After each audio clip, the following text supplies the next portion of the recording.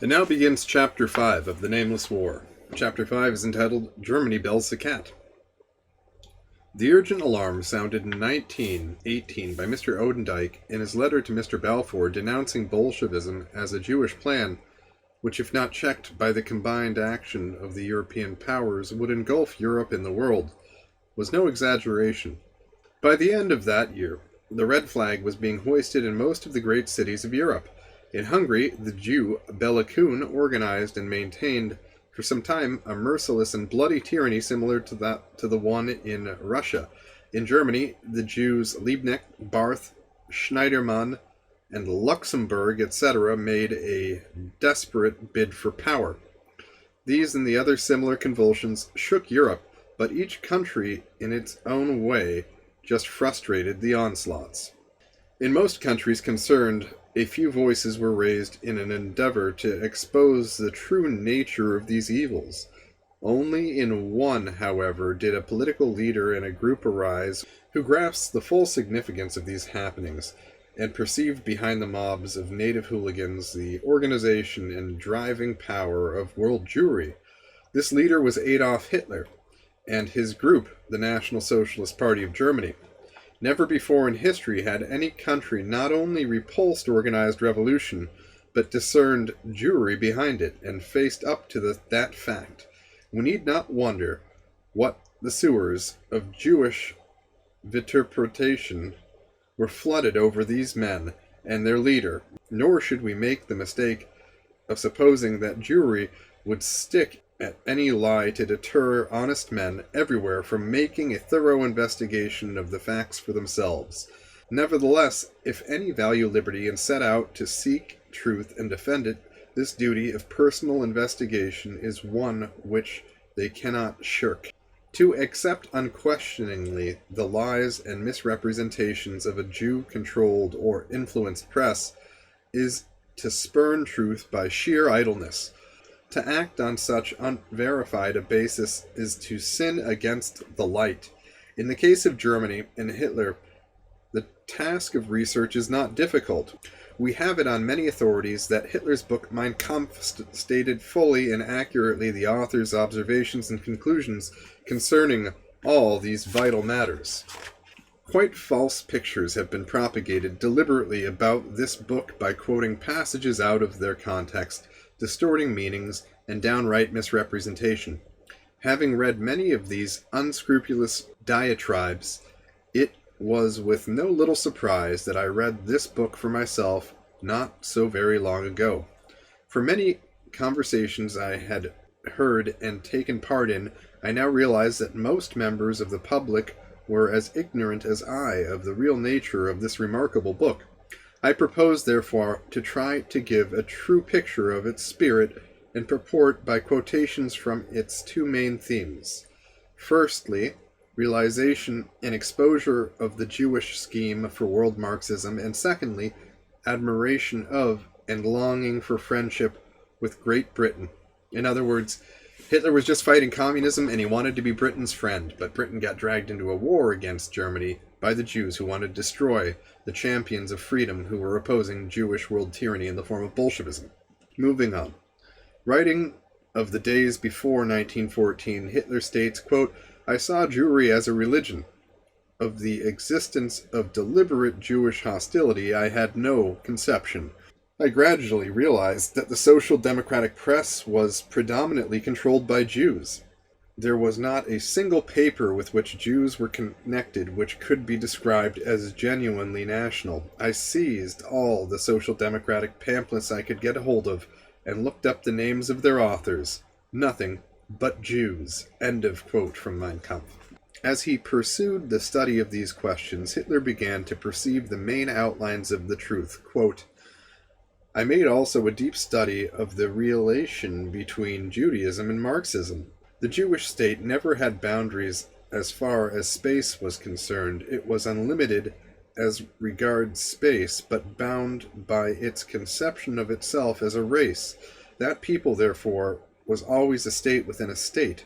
The Jewish doctrine of Marxism rejects the aristocratic principle in nature, denies the value of the individual among men, combats the importance of nationality and race, thereby depriving humanity of the whole meaning of existence, end quote. Quote, democracy in the West today is the forerunner of Marxism, which would be inconceivable without democracy, end quote. Quote, if the Jew, with the help of his Marxist creed, conquers the nations of the world, his crown will be the funeral wreath of the human race, end quote. Quote, thus did I now believe, he writes of the days of 1918, quote, that by defending myself against the Jews I am doing the Lord's work. At the end of 1918 there came the revolution in Germany organized behind the unbroken army in the field. Concerning this, Hitler wrote, quote, in November sailors arrived in lorries and called on us to all to revolt, a few Jewish youths being the leaders in that struggle for freedom, beauty, and the dignity of national life. Not one of them had ever been to the front. The real organizer of the revolution and its actual wire puller, the international Jew, the revolution was not made by the forces of peace and order, but by those of riot, robbery, and plunder, ends another quote from Mein Kampf. I was beginning to learn afresh, and only now in 1919 came to a right comprehension of the teachings and intentions of the Jew Karl Marx. Only now did I properly understand his Kapital, and equally also the struggle of social democracy against the economics of the nation, and that its aim is to prepare the ground for the domination of a truly international Kapital. End quote. Emperor to offer the hand of friendship to the leaders of Marxism while they held the imperial hand in theirs, and the other was already feeling for the dagger. End quote. Quote, with the Jew there is no bargaining, there is merely the hard either-or. End quote. Later on, Hitler gives in great detail the outlines of the Jewish disruptive machine. Quote, by the means of the trade unions, which might have been the saving of the nation, the Jew actually destroys the nation's economics by creating a press which is on the intellectual level of the least educated. The political and labor organization obtains force of compulsion, enabling it to make the lowest strata of the nation ready for the most hazardous enterprises, end quote. Quote, the Jewish press tears down all which may be regarded as the prop of a nation's independence, civilization, and its economic autonomy. It roars especially against characters who refuse to bow the knee to Jewish domination, or whose intellectual capacity appears to the Jew in the light of a menace to himself, end quote. In other words, this is the same thing as the other revolutions, just more intricate. They now have a better way of not just targeting the aristocracy, but anyone who is intelligent enough and with the will to speak up against Jewish tyranny. So the Jew with Bolshevism really perfected the art of revolution, which they had earlier tried and succeeded with to some extent in Britain, France, and in other revolutions. Next quote from Mein Kampf. Quote, the ignorance displayed by the mass and the lack of instinctive perception of our upper class make the people easily dupes of this campaign of Jewish lies, end quote. Quote, but the present day is working its own ruin. It introduces universal suffrage, chatters about equal rights, and can give no reason for so thinking. In its eyes, material rewards are the expression of a man's worth, thus shattering the basis for the noblest equality that could possibly exist. It is one of the tactics of our movement to hold out prospects of a time when the individual will be given what he needs in order to live, but also to maintain the principle that man does not live for material enjoyment alone, end quote. So Ramsey is quoting Hitler here, talking about how the Jews wish to make us all materialistic, whether we're egalitarian or whether we're capitalist-driven. They try and make it so that we think the only thing important in life is material possession and not noble character. The next quote is, the political life of today alone has persistently turned its back on this principle of nature, end quote. In other words, quality. Human civilization is but the outcome of the creative force of personality in the community as a whole, and especially among its leaders. The principle of the dignity of the majority is beginning to poison all life below it, and in fact to break it up, end quote. Next quote. We now see that Marxism is the enunciated form of the Jewish attempt to abolish the importance of personality in all departments of human life and to set up the mass of numbers in its place. The principle of decision by majorities has not always governed the human race. On the contrary, it only appears during quite short periods of history, and those are always periods of decadence in nations and states. End quote. The next quote is, "We must not forget that the international Jew, who continues to dominate over Russia, does not regard Germany as an ally, but as a state destined to undergo a similar fate." End quote. And of course, that quote is referring to the fate of Russia under the Soviet Bolshevik government. Moving on. On the last page, and in almost the last paragraph of Mein Kampf, is the following, quote, "The party as such stands for positive Christianity, but does not bind itself in the matter of creed to any particular confession.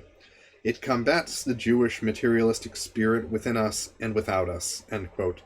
Looking around the world for help in the battle against this terrible menace of the Jew-directed Bolshevism, Hitler's mind constantly reverted to Britain and the British Empire. He always longed for their friendship, always declared Britain to be one of the greatest bulwarks against chaos, and that her interests and those of Germany were complementary and not contrary to one another. Next quote. "It was not a British interest," he wrote, "but in the first place a Jewish one to destroy Germany." End quote. And again, quote, "Even in England there is continual struggle going on between the representatives of British state interests and the Jewish world dictatorship." End quote. Next quote. "Whilst England is exhausting herself in maintaining her position in the world, the Jew is organizing his measures for its conquest.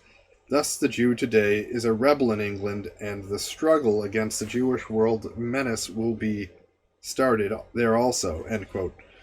Quote, "No sacrifice would have been too great in order to gain England's alliance. It would have meant renunciation of the colonies and importance at sea, and refraining from interference with British industry by competition." End quote. In later years, these two themes were ceaselessly expounded, vis-a-vis the Jewish Marxist menace and the eagerness for friendship with Britain. Even down to and including Dunkirk, Hitler pressed the latter idea on all and sundry, even on his highest generals, to their astonishment. Nor did he stop at words, as will be shown later when, as Liddell Hart informs us, he saved the British army from annihilation by halting the Panzerkorps, informing his generals the while that he regarded the British Empire and the Catholic Church as necessary bulwarks of peace and order which must be safeguarded. And this is a citation, The Other Side of the Hill, Chapter 10 by Liddell Hart. Mein Kampf was first published in October 1933. Before it had left the printers, the floodgates of Jewish hatred and lies had been full opened against Hitler and the Third Reich all over the world. English-speaking people everywhere were deluged with fabrications, distortions, and atrocity stories which drowned the voices of the few who understood the real situation. Forgotten in the turmoil was Marx's slogan that before Bolshevism could triumph, the British Empire must be destroyed, and totally suppressed as far as the British people were concerned, as Hitler's repeated declaration of his willingness to defend the British Empire if called upon to assist by force of arms if necessary. And that is the end of chapter number 5. And that's talking about how Hitler wanted to oppose Marxism and help Britain, and that the Jewish press came between Hitler, Germany, and the British people in unifying against Marxism and restoring liberty to the British people against the Jewish press.